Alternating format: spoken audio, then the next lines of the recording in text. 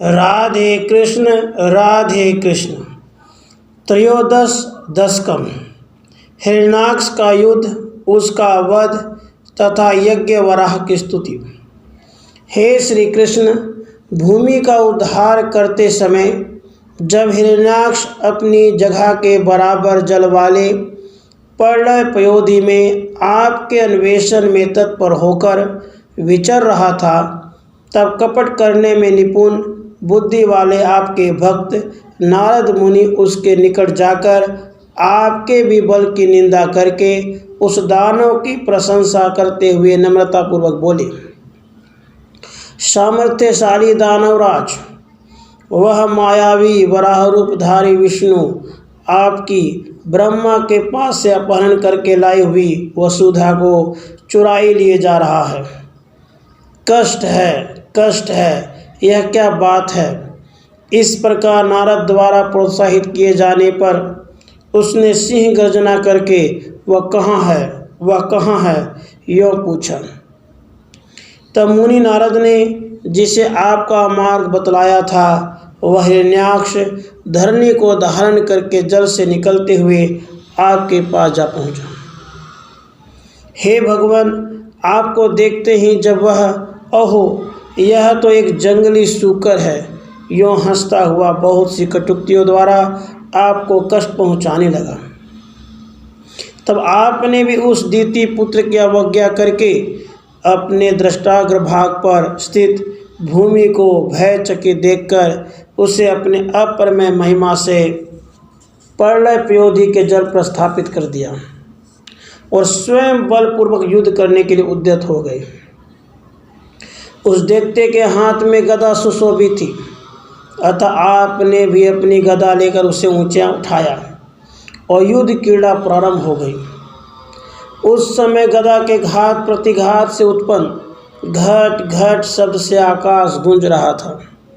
आपकी रणलीला देखने की उत्सुकता से सूर समाज भी वहां आ पहुंचा। तब ब्रह्मा ने संध्या काल उपस्थित होने के पहले ही इस असुर को शीघ्र काबू में कर लीजिए, यूँ आपको सूचित किया। हे भगवान, आश्चर्य है, उस गदा युद्ध में जब दैत्य की गदा के प्रहार से आपकी गदा एकाएक पृथ्वी पर गिर पड़ी, तब भी आप खिन्न नहीं हुए, बल्कि आपका मुख मृदु मंद मुस्कान से खिल उठा। उसके बाद आपने अपने इस महान सुदर्शन चक्र का स्मरण किया जो धनुज कुल का विनाश करने में प्रसिद्ध है। स्मरण करते ही वह उपस्थित हो गया। उसे करतल में धारण करने से आपकी विचित्र शोभा हुई। तब उस दैत्य का कोप कालअग्नि के समान भड़क उठा और उसने आप पर त्रिशूल से प्रहार करना चाहा, परंतु आपने अपने कर कमल में सुशोभित चक्र के आघात से उस त्रिशूल को काट दिया। फिर तो वह दैत्य पहले से भी अधिक कुपित हो उठा और उसने आप पर मुक्के की चोट की। उसके बाद मायाएं उसके निकट पहुंचते ही नष्ट हो जाती हैं। ऐसे माया विरहित आपके ऊपर वह ऐसी आसुरी मायाओं का प्रयोग करने लगा जो जगत को मोह में डालने वाली थी। उसके बाद जब आपके सुदर्शन चक्र की ज्योति के लेश मात्र प्रसार से वह आसुर माया चक्र विनष्ट हो गया, तब जिसके मन बड़े हुए घनीभूत क्रोध से अंधा हो रहा था और जो अपने गुरुतर मुष्टि प्रहारों से आप पर बारंबार वार कर रहा था, उस असुर के कर्णमूल पर आपने अपने पादाग अंगुष्ठ से चोट पहुंचाई। आपके चरण प्रहार से मथित हुआ वह महाकाय दैत्य हिरण्याक्ष मुख से रक्त वमन करता हुआ भूमि पर गिर पड़ा। उस समय ऋषिगण उसकी मृत्यु की प्रशंसा कर रहे थे।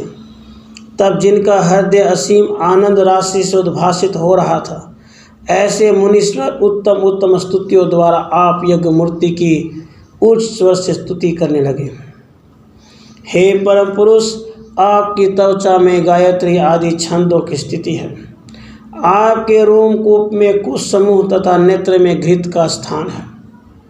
चारों होता अघर्यु ब्रह्मा होता उद्गाता आपके चरण में वर्तमान है। आपके मुख में स्त्रुक तथा उदर में ईडा, पुरोडास आदि रखने का पात्र विशेष बतलाया जाता है। आपकी जीवा में ग्रह, सोमरस रखने के पात्र विशेष और चमस, भोजन सामग्री रखने के पात्र आपके कर्णरंध्र में स्थित है। हे विभो, सोमरस आपका वीर्य है।